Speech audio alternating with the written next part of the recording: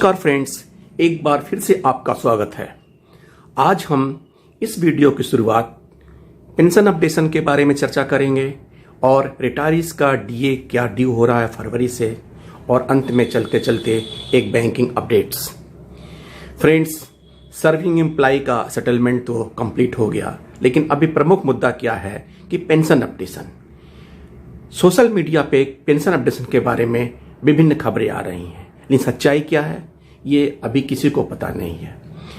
आपको ये खबर मिल रही होगी कि आपका ये पेंशन अपडेशन 1 जनवरी से लागू हो जाएगा, पेंशन अपडेशन मार्च में लागू हो जाएगा, पेंशन अपडेशन में ओआरओपी होगा या आरबीआई पैटर्न पे होगा। और ये सारी खबरें आजकल जब से वित्त मंत्री ने 30 अक्टूबर को एक बिजनेस लाइन में अपना इंटरव्यू दिया और उन्होंने अपनी जिज्ञासा जाहिर की कि बैंक पेंशनर्स के बारे में कुछ ध्यान रखा जाए। उसके बाद उन्होंने जब 10 नवंबर को आईबा के 73rd एनुअल जनरल मीटिंग में ये एड्रेस करते हुए कहा कि bankers are also the part of the banking family और इनके बारे में सोचा जाए। एक तरह से इन्होंने आईबा चेयरमैन को इंस्ट्रक्शन दिया, निर्देश दिया था।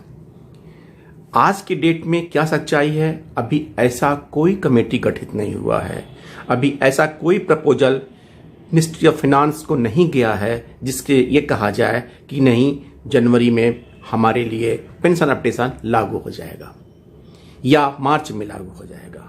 हाँ, ये बात अवश्य है कि वित्त मंत्री के निर्देशन पे कहिए या वित्त मंत्री की मंशा पे कहिए, आईबा ने कुछ इंफॉर्मेशन बैंकों से कलेक्ट करने के लिए कहा है।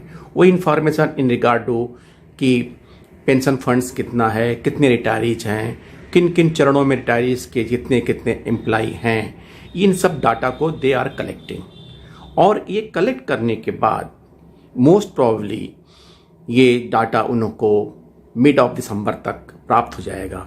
उसके बाद आईबा अपने मैनेजमेंट कमेटी की मीटिंग बुलाएगी और उस मैनेजमेंट कमेटी में क्या पैटर्न प्रपोज किया जाए और ओआरओपी हो, आरबीआई पैटर्न हो, क्या पैटर्न होना चाहिए, ये सारे मुद्दे इकट्ठा करके वो एक प्रपोजल मिनिस्ट्री को भेजेगी। और मिनिस्ट्री जैसा कि गाइडेंस है वित्त मंत्रालय के वित्त मंत्री का, उस हिसाब से वो कार्रवाई करेगा। ये बात तो सच है कि पेंशन अपडेशन होगा। कब होगा? 1 महीना, 2 महीना, क्योंकि ऐसे कार्य इतनी आसानी से नहीं होते। लेकिन इन द मीन टाइम जब से ये बातें उठी है तब से हमारे विभिन्न यूनियन के नेतागण जो एकदम हाइबरनेट थे, सुसुप्ता अवस्था में पड़े हुए थे, वो अब जागरूक हो गए, क्योंकि उन्हें अपना श्रेय लेना है। होड़ मच गई है, कोई चिट्ठी लिख रहा है, कोई अपने सर्कुलर निकाल रहा है, क्योंकि उन्हें ये आशा है कि अगर ये कुछ हो जाएगा तो इसका क्रेडिट हमारे ऊपर जाए। लेकिन दोस्तों, ये क्रेडिट उनके ऊपर नहीं बल्कि गवर्नमेंट के ऊपर जाना जाएगी, क्योंकि जो हमारा स्टेक होल्डर है, जो बिग स्टेक होल्डर है, जो हमारा मालिक है, और उनकी अगर मंशा है तो ये निश्चित रूप से होगी। लेकिन समय का निर्धारण अभी कहना मुश्किल है। लेकिन ये सच है कि धीरज रखिए, क्योंकि 2 महीने 3 महीने के अंदर शीघ्र ही जब प्रपोजल आईबा अपना भेज देगी तो नेचुरली उसको मिनिस्ट्री ऑफ फाइनेंस कंसीडर करके जो भी, हाँ ये जरूर है कि उनका फैसला आरबीआई पैटर्न में होना चाहिए, होगा। और ये भी निश्चित है कि अपडेट होगा, ये नहीं कि 95 के पहले, 86 के पहले या 2012 के पहले, नहीं, क्योंकि गवर्नमेंट ये नहीं चाहती एक मुद्दा बार बार उठे, एक मुद्दा एक ही बार में खत्म हो जाए। दूसरा, डीए। सर्विंग एम्प्लॉय को नवंबर माह में बढ़ा हुआ डीए मिल गया, लेकिन जैसा कि आप जानते हैं रिटायरीज को 6 महीने के अंतराल पे डीए मिलता है, यानी कि अभी फरवरी से लेके जुलाई 21 तक का डीए ड्यू है जो मिलेगा। और अब तक एक्यूमुलेट होकर क्यूमुलेटिव 78 स्लैब डीए इकट्ठा हो गया है, जो फिलहाल अभी जब दिसंबर का फिगर नवंबर दिसंबर का आएगा तो उसको कैलकुलेट करके ये फाइनल डिसीजन होगा कि कितने स्लैब आपके डीए का इंक्रीज होगा जो फरवरी में मिलना है। लेकिन अभी 78 स्लैब डीए ड्यू हो गया है। और चलते चलते लास्ट में आज 1 दिसंबर है और आज से RTGS real time gross settlement अब 24/7 यानी कि 24 घंटे उपलब्ध है।